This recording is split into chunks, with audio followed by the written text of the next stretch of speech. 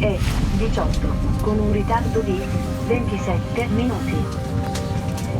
Intercity 5. My name is Harvey Cashore. I'm a journalist at CBC's The Fifth Estate. It's not often I find myself in front of the camera, but this story is quite unusual because it involves me. We are now arriving in Bologna Centrale. I viaggiatori troveranno il treno. I'm in Italy to meet a guy I've never met before. He wants to help me solve a mystery about a murder that I've been obsessing about for years. RCMP continued to secure the property where a 60-year-old man was found dead on Friday morning. It's about this man, Stefano Savioli. The wealthy artist was found dead in his isolated clifftop home on Friday. RCMP say the death is suspicious. The murder happened on an island that I call home. It's formed who I am. It's part of my DNA. On Cortes Island tonight, where they are probing the death To of one of this island's most beloved and colorful residents. I'm obsessed now about finding out who murdered this guy.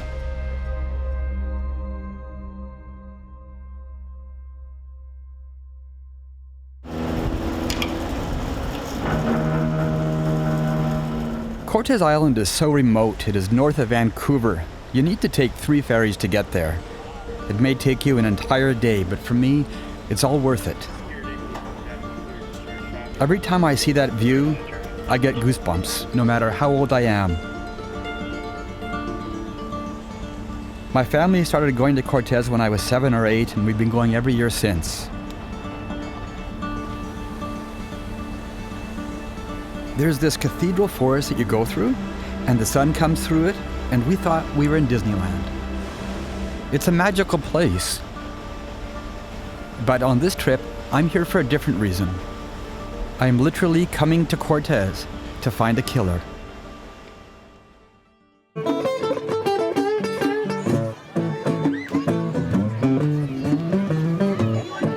Ladies and gentlemen, and kids and boys and girls, the games will begin for kids of all ages, right over behind the tent over here. We're just heading down to Cortes Island's annual fair. They call it Cortes Days.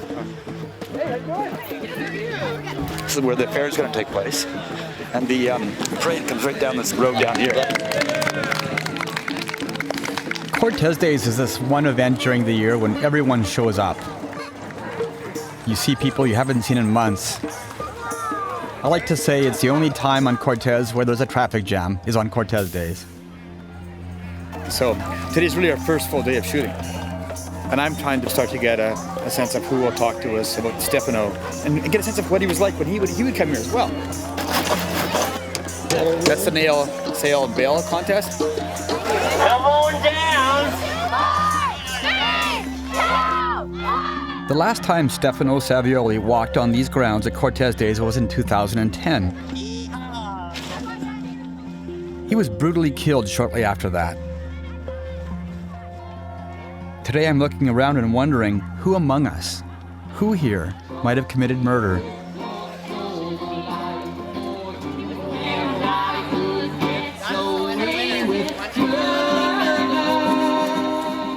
This is like an Agatha Christie novel. We know for sure that someone here on this island that day committed murder. Looking for one more person for cake Who? round 2. Esther! Hey! How you doing? I'm filming a documentary right now. We're doing the Stefano Savioli murder. Oh my God. We're doing a short story on it. I knew him very well. Yeah. When it happened, it was the most unawaited and unpredictable thing that happened because it wasn't in any conflict. Mm-hmm. Do you know what brought him here? What brought him to Cortes? Stefano, I don't know, but who can we ask? Maybe the other Stefano. I saw him here. Here. I just look at him. Esther is my neighbor on Cortes, and she points me in the direction of another Stefano Perdisa. He doesn't want to talk here at the fair, but agrees to meet us later that day.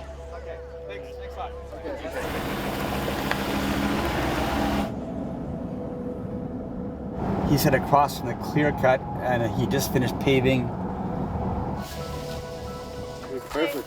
Hello. Yeah. That's Leslie. Hey, Leslie. I'm Harvey. Hi, Harvey. Hi, how you doing? Good. Stefano Perdisa and his wife Leslie knew Stefano Savioli better than anyone on Cortes Island. They've known him since the 1980s. And look, this is August 5th. We hear the news of Stefano Savioli's passing. Oh, wow.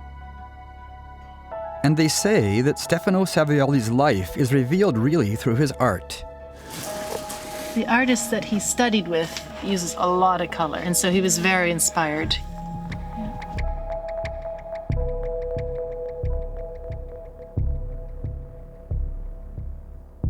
That's him right there with Marino, our oldest boy. Okay. This one.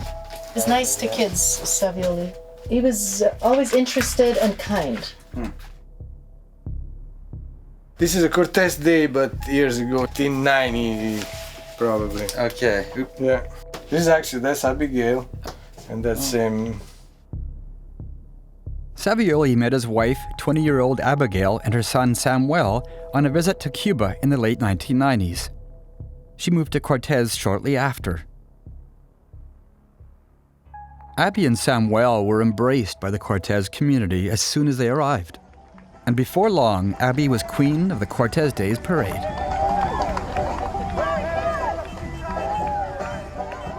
He was happy. Yeah, Abby too. It had been some time since I've seen him actually relaxed and happy.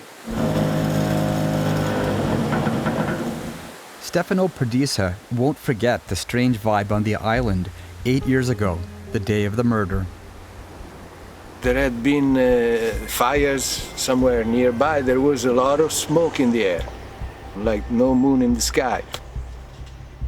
The day after, everything started to clear up, you know?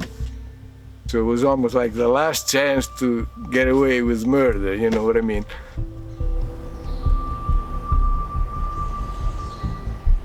You're one of the first people on the scene after the police have left. What did you see? We saw the blood and this and that. You could stand in the loft, and there was some blood spray on the ceiling of the roof. We are the one that cleaned the place.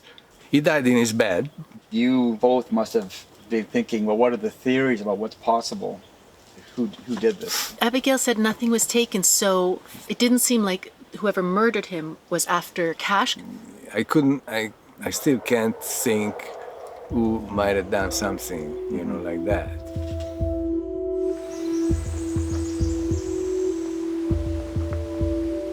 Something gave me the shivers there. Somebody would have had to go up in that loft and kill him in his sleep. So, why? And then we got a tip to find a man named Leo. Hello? Hi, we're looking for Leo. Are we in the right spot? Oh, right there. Leo was Stefano's neighbor. Oh, hi there. Hey, Leo. And was just down the road the night of the murder. Very generous. He was private in a lot of ways. Yeah. But he was very generous. Yeah. Oh, God, yeah. Like, when he got a new ATV, he gave me his old one. Really? Yeah. Yeah. Just like that, boom. Yeah. It's like, yeah, it was worth a couple $1,000s. Were you living next to him when it happened? Or? Yeah. Okay. Did you hear anything odd or anything? Oh, no one heard nothing. Yeah. They knifed him, right? Well, probably stabbed a couple times. Yeah. Gutted, man. No, there was blood all over the walls, I heard. Really? And why would anyone do that? Yeah, it was either financial or just pure hate. Leo helps point us in the direction of the murder scene. A series of twists and turns on back roads. I have no idea where we are. I have no idea where we are. Steep hill, only 4x4, please. 4x4, right? And we're good? Yeah, I think we're good, yeah.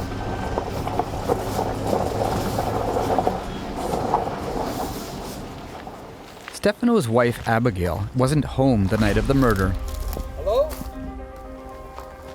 She doesn't live in this cabin anymore. This is beautiful, huh? Gorgeous. It's not that easy to find. This is the end of the road. We're at the very top of the bluff. So this is where the murder happened. Like right up there in the loft up there.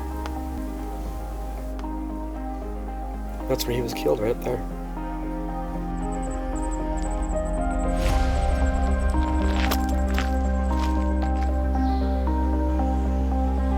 The next day, our investigation takes an unexpected turn. They sent the mafia over there to knock him off. They flew in on a float plane. They stabbed him to death.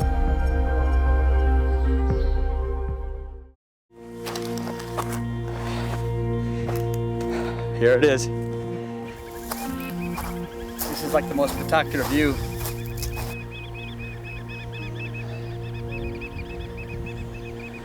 There's Cortes Bay there. There's the rock we sleep on as kids. We take our canoe out there and our sleeping bags, all of us cousins, and sleep overnight on that rock as a kind of a ritual of the summer. I used to come here when I was young and sit and stare for hours. Today I'm thinking about Stefano Savioli's brutal killing. And who here would want him dead? There are almost 1,000 people living year-round on Cortes, and I'm beginning to think that there are as many theories as there are people. The RCMP homicide unit apparently has its own theory. Well, I'm going to go find the RCMP. But they didn't appear to be sharing that with the local detachment. That's the Quadra RCMP, and didn't know anything about the cold case before their time. You know, call Vancouver Island major crimes. Nice guys, but they don't know anything. They're not investigating it. They have no idea.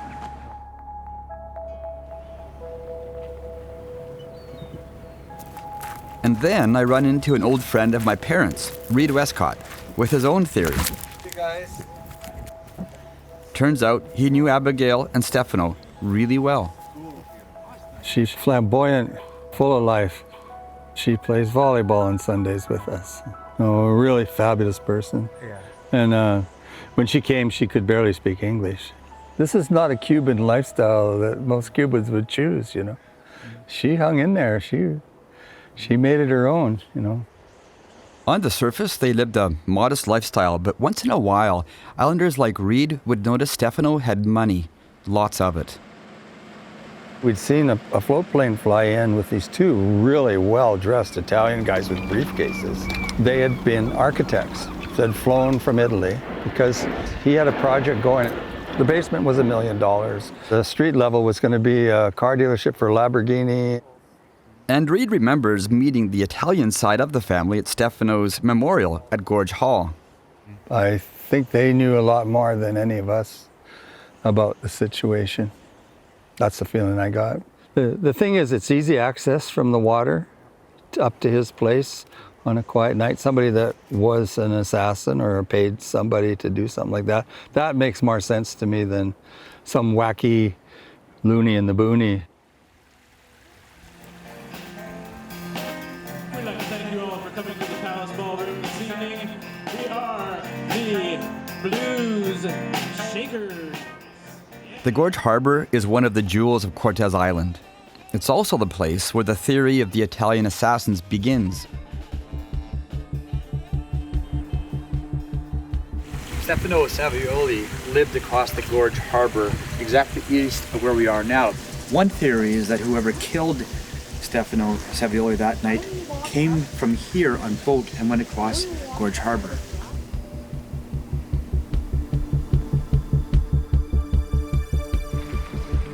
I'm on my way to meet someone who claims to know even more about that theory. Hello.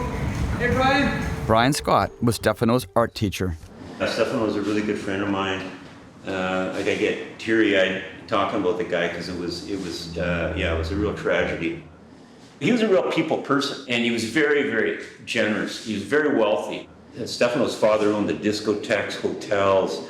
The Stefano Savioli was all over the town. And these guys are all multimillionaires. And he claims it was the Italian mafia that killed Stefano Savioli. He really, really irritated these guys, right? Yeah. And imagine sending a couple of guys all the way, you know, from wherever, Sicily, wherever the hell they came from, all the way to Cortes Island. Yeah. And people saw them, like they were the typical mafia guys dressed in black, I traced their movements. They had coffee right by the ferry, coming off the ferry. I've now heard countless versions of that mafia story, but so far, zero evidence to back it up.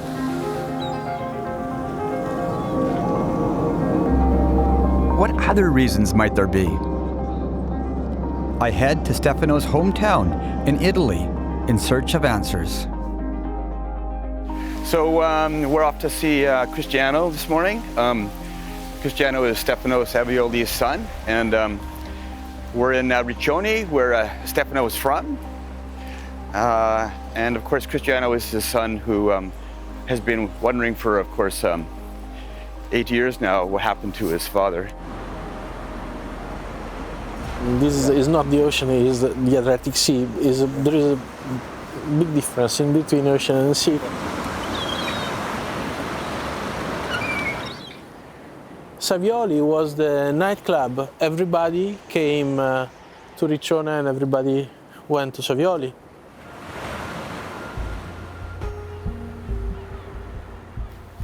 This is the most important thing that I have because Stefano did it for me. We were in Cortes Island. I was a kid. It was early 80s, me and my mom. After his parents split up, Cristiano visited Cortes in the summers. I have good memories about Cortes and the summer there. For him, like me, it became a second home. Here we were going fishing.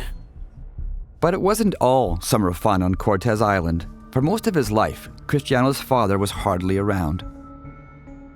We did not have a real relationship, was mostly absent.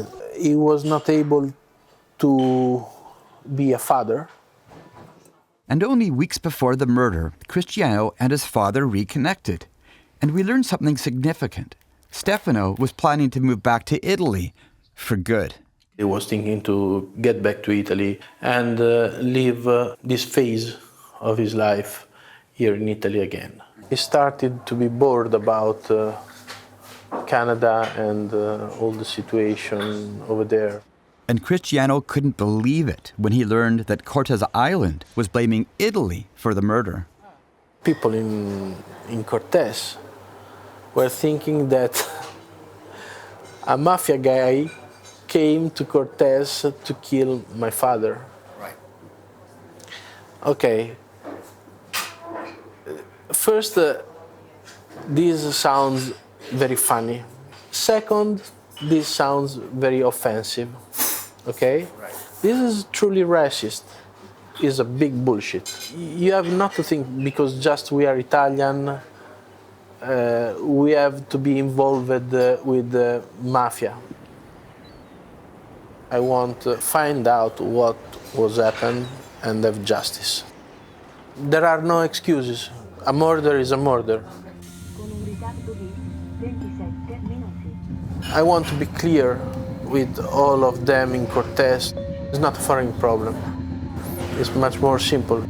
You have to start thinking that the problem is on the island.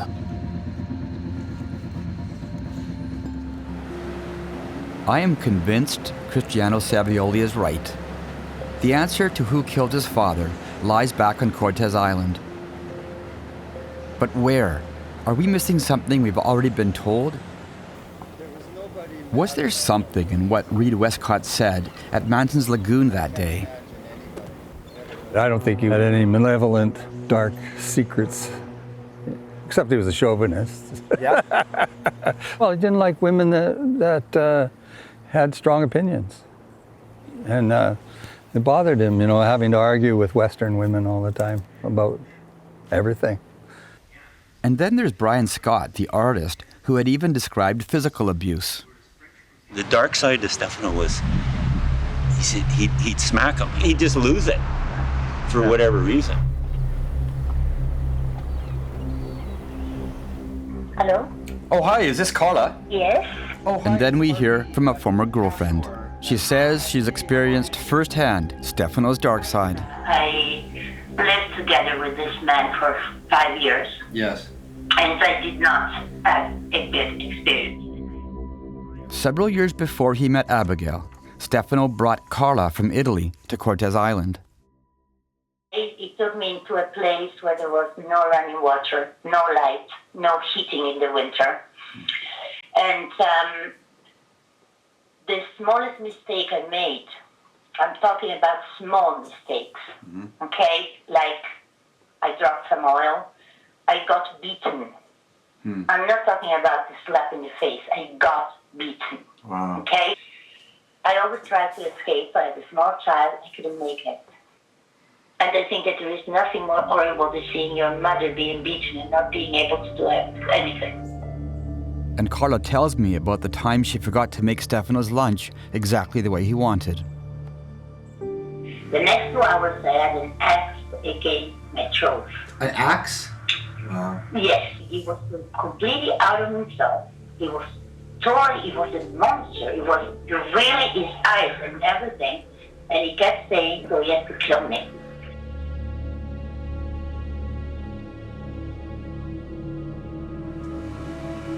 Oh, this is Cortes Island I didn't know. Now what?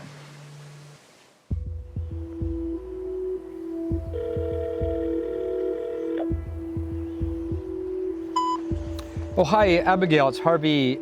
I wondered if Abigail, Stefano's widow, had her own ideas about what might have happened. Yeah, hope to hear from you. Okay, thanks. Bye-bye.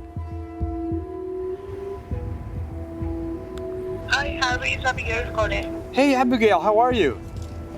I'm really not happy about what you're doing, actually. But when she called back, she was in no mood to help. Super unhappy, and that's not okay. Only the police can answer your question. You need to stop doing that. Like today, some people came at me and said Abigail is really quite upset. My allegiance is to her first. Please leave your message after the tone. The whole island knows that Abigail doesn't want anyone talking to us. And now everyone's shutting down. I'm getting the feeling that there's something more that people know that they would really rather not talk about, and I'm getting the feeling that they would rather us just go away.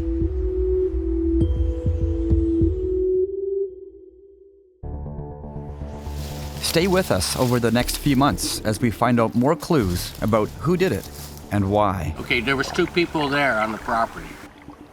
People have told me to stop doing the story here. The person said, think about your family, Harvey. I really hope that if it has been an act of rage, that they never find it out. You can check out our progress on our website and newsletter.